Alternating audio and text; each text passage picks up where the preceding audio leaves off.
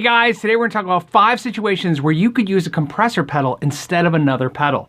Now first I want to thank Brian Wampler from Wampler Pedals for sending me the Mini Ego compressor pedal that inspired this video. Now the first pedal a compressor could replace is reverb. What happens if you use reverb a lot? You use it like sustain, maybe hit chords and you like that reverb to keep it kind of big and splashy.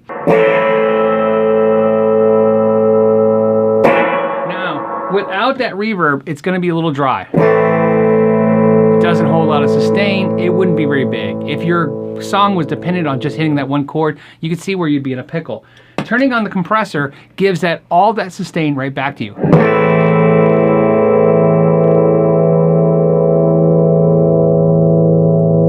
See, very nice.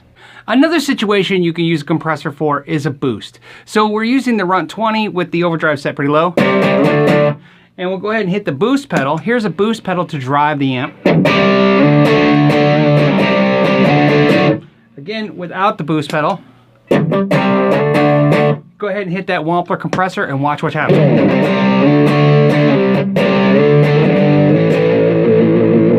Again, giving it all that sustain and pushing the amp over, giving you more overdrive, a fuller sound, definitely cool. Now, one of the biggest uses for a compressor is sustain. If you might be in a situation where you're switching guitars at a gig and without switching your amp settings, one guitar is just too thin or it doesn't have the humbucker sound versus the single coil sound. And you can use a compressor to go ahead and even that out. In other words, use the compressor to make one guitar sound as full and as rich and dynamic as another guitar. Now, the other thing you can do is use it like a piano. See, a pianist would have a foot pedal to add sustain. You could do the same thing. Let's say you're at the end of the song and you're just going to like, so that's what it would sound like normally. Let's go ahead and add the compressor at the very end of that.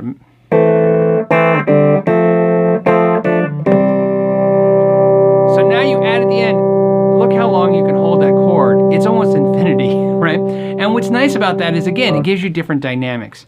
One of the things that I like is also you can hold a note for much longer. Look at this note without the compressor.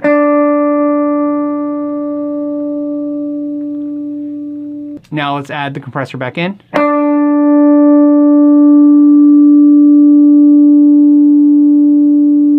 You can see it makes a big difference and it's a nice way to kind of even things out.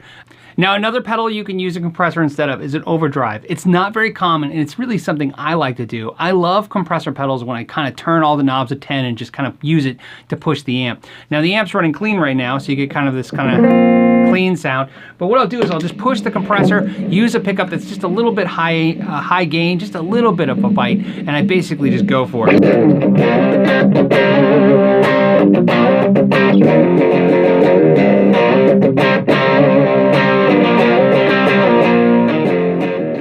One of the things I see a lot of guitar players use is an EQ pedal to fix a problem that really a compressor is better suited for. If you're trying to stop the low frequencies from overtaking the highs or vice versa, a compressor will do that more efficiently and better than most EQ pedals. For example, look at this guitar. I have set it up on the amp and sounds great, but those highs aren't really coming through and it's really not very even because I really can't hear everything across the board. So I might use an EQ pedal to kind of help thicken that up. A compressor sometimes does the same thing without trying so hard. We get that kind of thicker low end, and we still get the chime of the high end.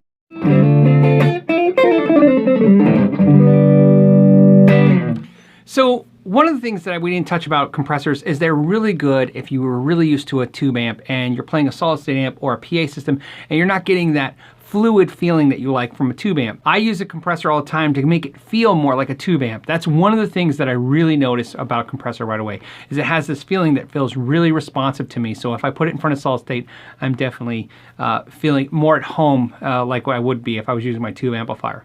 Now, is it a perfect pedal? By no means not. And is it for everyone? Probably not. I find the only way to buy a compressor is to really try a bunch of them like I was trying overdrives and finding the one that has that sound that I'm looking for.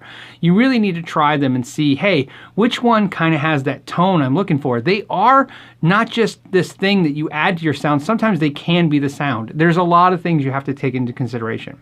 If you guys like this video, you can hit subscribe to be notified when there's more every week. And as always, thank you for your time and know your gear.